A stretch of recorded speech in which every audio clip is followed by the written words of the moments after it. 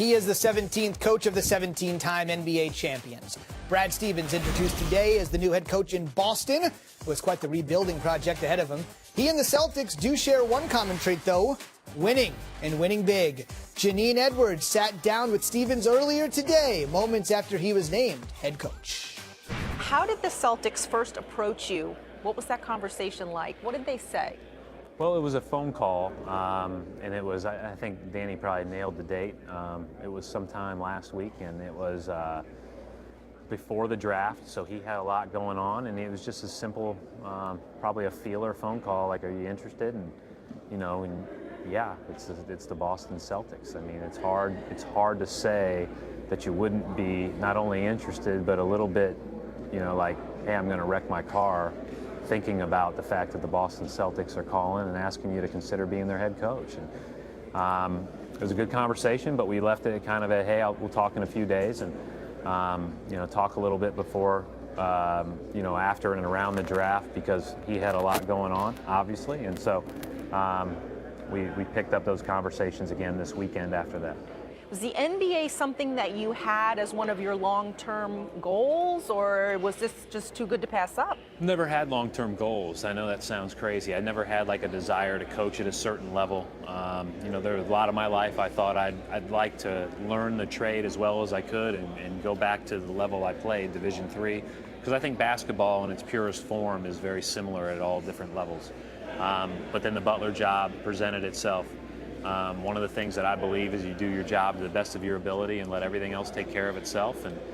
And then this happened. And, you know, for me to get this opportunity, and obviously in this tradition, in this market, with the passion for basketball, with the passion for the Celtics, and with all these banners hanging around you, it's really overwhelming and it's flattering. But I never really had a goal. Most useful piece of advice you've been given in the last few days? Look forward. You know, go after it. Go do it to the very best of your ability, and don't look back. And really try not to pay attention to anything that doesn't matter. Butler has been great. The people have been great. The Board of Trustees, in fact, everybody's been so great. Our president, Jim Danko, Barry Collier, and they've been so encouraging that it really makes you feel like, you know, Butler's going to be in great shape moving forward. And, you know, I'll be able to host an alumni event here someday, even though I'm not an alum. You got emotional talking about Butler today. Why are the emotions so raw, and what will be the hardest part of leaving that place? Just the people. I mean, I think that's anywhere you're around people that are just all in for you and they've done everything for you. And, you know, the players and the former players, and probably what makes your heart feel best is when the current players or former players are all calling and texting saying, we get it, like, we understand.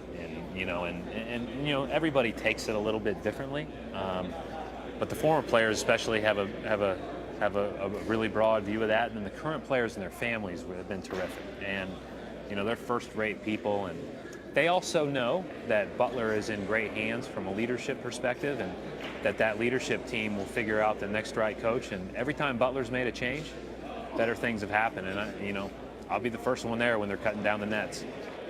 You are the head coach of the Boston Celtics. When you hear that, when you think that, how do you feel? Well, first of all, there's two ways to react to that. Number one is the head coach of the Boston Celtics. Wow, like that just hits you, and it's unbelievably humbling, and you just feel so honored and flattered. And then you feel responsible. And so, you know, the humbling, honored, flattered part, the humbling part and the honored part and flattering part's going to be there, but you also now, I'm ready to do my job.